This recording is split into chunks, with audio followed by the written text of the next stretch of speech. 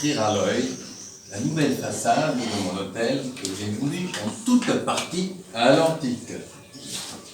C'est un des héros des temps anciens qui revivra dans cette fête. Édith. Pour cela, j'ai invité des musiciens notables de notre cité et de notre voisine, la bonne ville de Montélimar.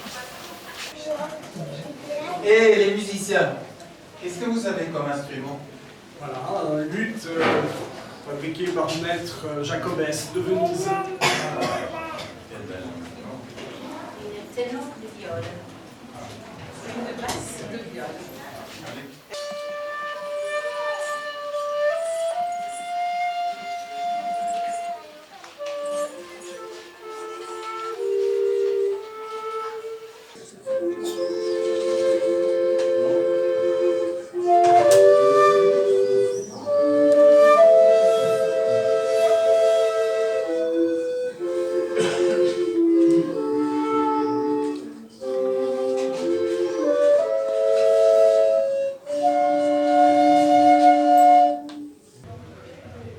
L'histoire se déroule dans la fameuse cité de Thèbes.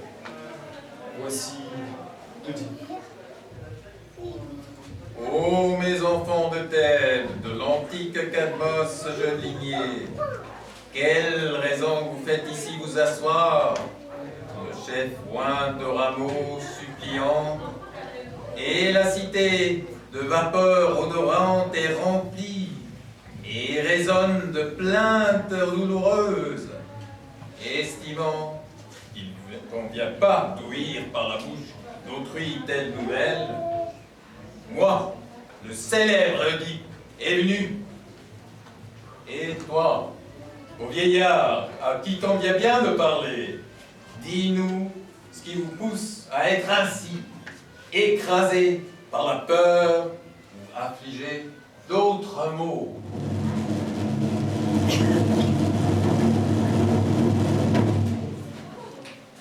Saint oracle de Zeus, au souffle suave, quelle nouvelle apportes-tu des sublimes temples d'or de Delphes à la noble cité de Thèbes?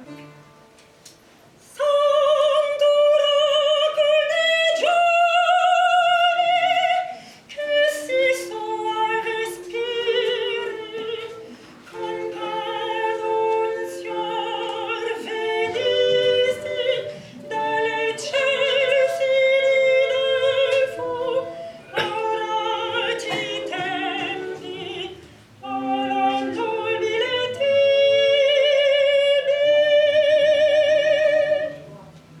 Ma demande me fait trembler d'effroi.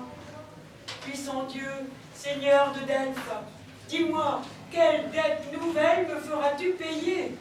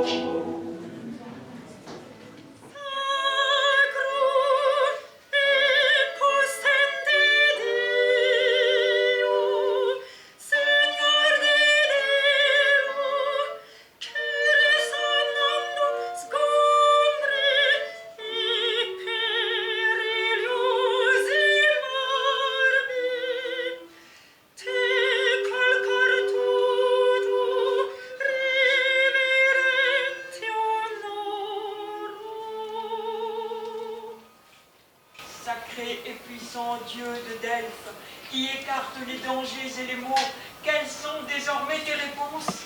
Que sera l'avenir? Quali son or le tue riposte, e quali nell'avvenir saranno?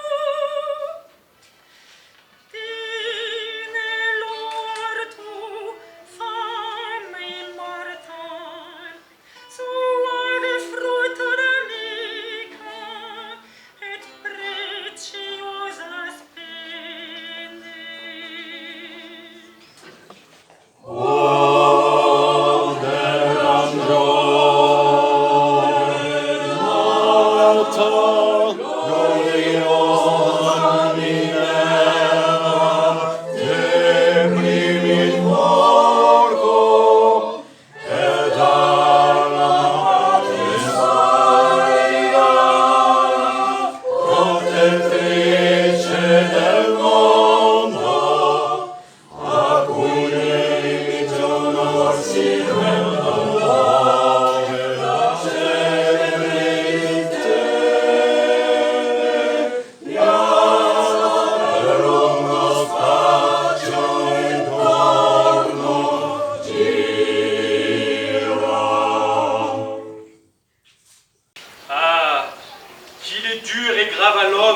Son savoir qui apporte le malheur.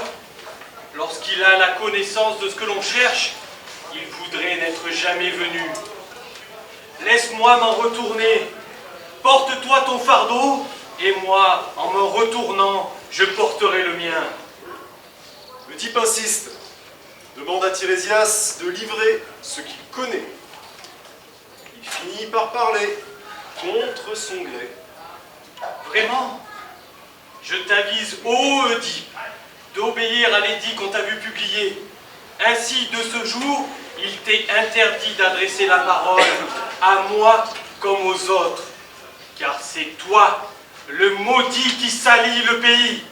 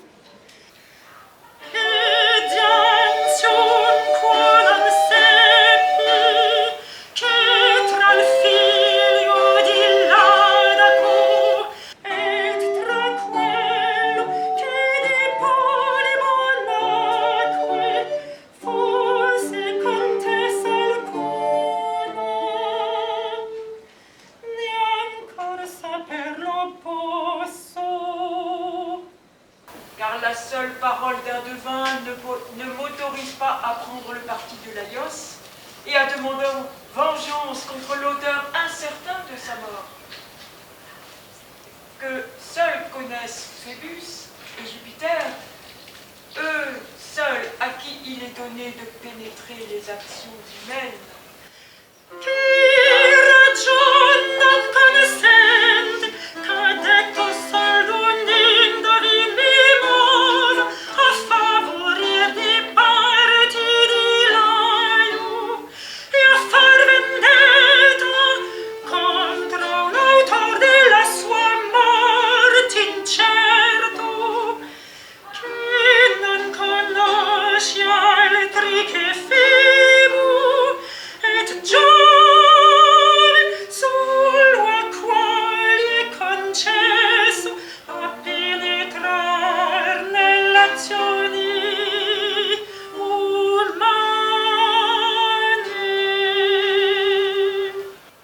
toi! Que viens-tu faire ici?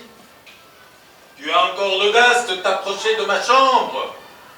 Toi, qui m'assassine et veut t'emparer de mon royauté, quels sont tes vains desseins si tu espères t'emparer de mon royaume, sans amis et sans le soutien du peuple?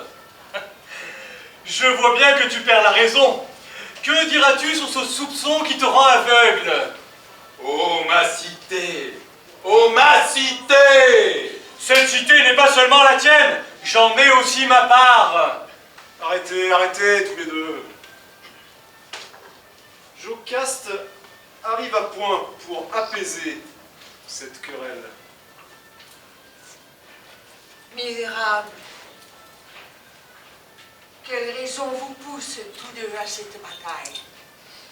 Vous devriez avoir honte de vous-même. La ville souffre d'une peste cruelle et vous vous attachez à des querelles privées. Toi, Créon, rentre dans ta demeure. Laisse tes pensées de côté et écoute ce que j'ai à te dire. Nul homme parmi les mortels et en aucun lieu ne sait prédire le futur et ne possède l'art de deviner. C'est ce que je vais te montrer. De Delphes, un oracle vint à Laios et lui dit qu'il devait être tué par la main de son propre fils. C'est ce qui n'est pas advenu. Il a été tué par des voleurs étrangers. Là où la route forme une fourche à 3 parties, et le fils qui eut de moi, né de 3 jours à peine, a été confié à un esclave qui le déposa, les pieds attachés, sur le sommet d'une haute montagne. Que le père soit tué par son fils, tel était l'oracle de Delphes. C'est ce que prédit l'oracle. Tu ne dois pas toujours t'en préoccuper. L'inquiétude d'Oedipe se renforce. Il interroge Jocaste sur le lieu du meurtre. Là où la route se divise, un chemin mène à Dolie, l'autre à Delphes. Sur l'époque. C'est un peu avant le moment où l'on t'a donné le sceptre de ce royaume. Sur l'allure de Laios et de son escorte. Sur un char, sans aucun signe.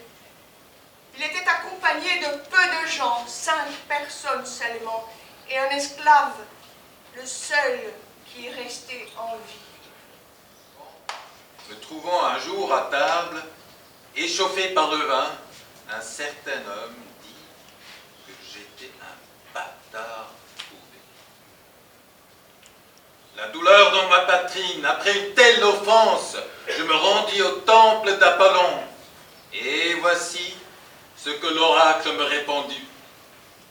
Je tuerai moi-même mon père et je serai l'époux de ma mère. Du coup, j'ai fui le pays de Corinthe. J'irai alors sur les routes lorsque j'aurai rencontré un char sur lequel un vieillard me demandait de m'ôter de son chemin. Poussé par la fureur après une telle insulte, je les ai tous tués. Que jamais n'advienne que l'onde du l'été répande sur elle un ténébreux oubli, car en elle est caché Dieu grand et éternel, qui ne les laisse pas vieillir. C'est l'injustice qui sur terre a enfanté le tyran, elle qui dans ses actes importuns a fait cumul de maintes offenses, de maints désastres et autres indignités.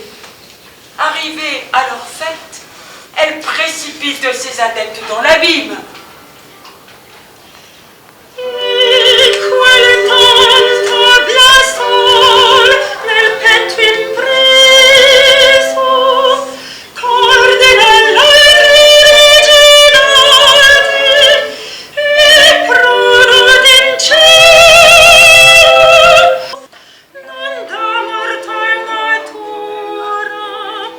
Malta Deus que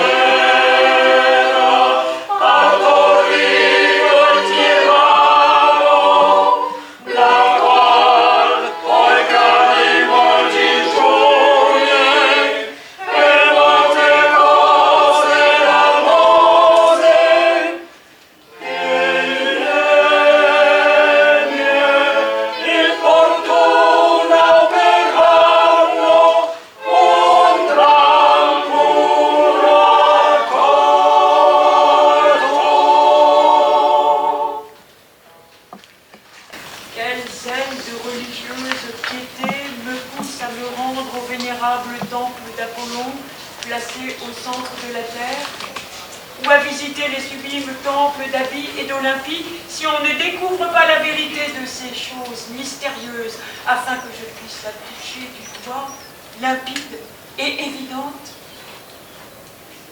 Mais toi, dont la volonté gouverne et régit le tout, ô Jupiter souverain, puisque tu écoutes les justes prières, tourne vers ces actes les yeux du haut de ton siège immortel.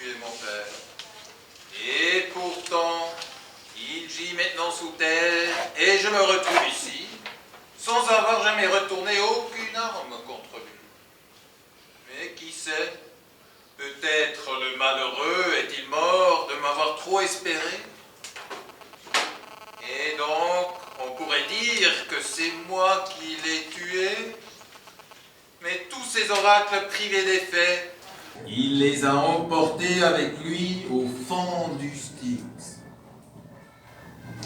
Mais la peur d'Oedipe demeure, car sa mère est encore vivante.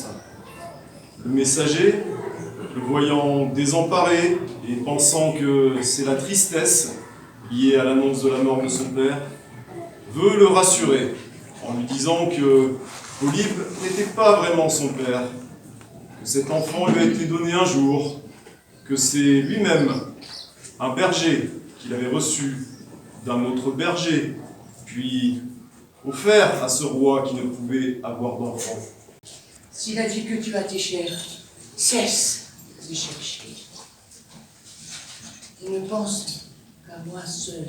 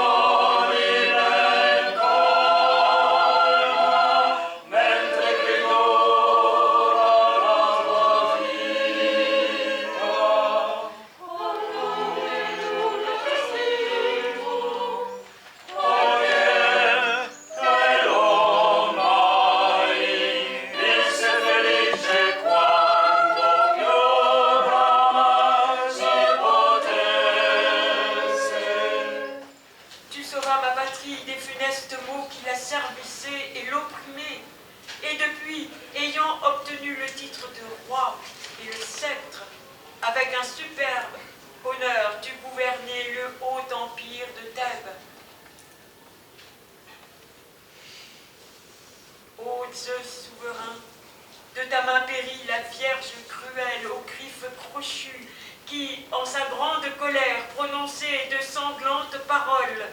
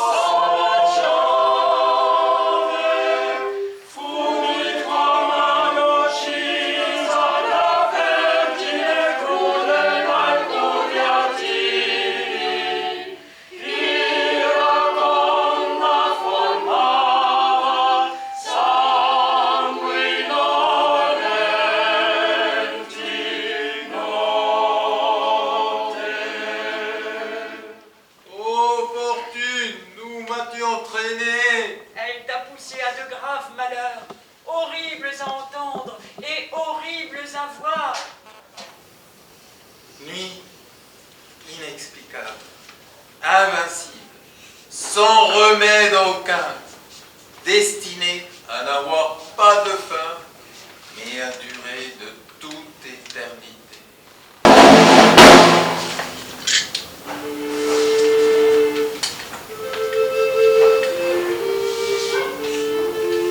Hélas, glorieux Édipe, toi, ce ventre même que ton père avant toi féconda, par ta faute, tu le souillas.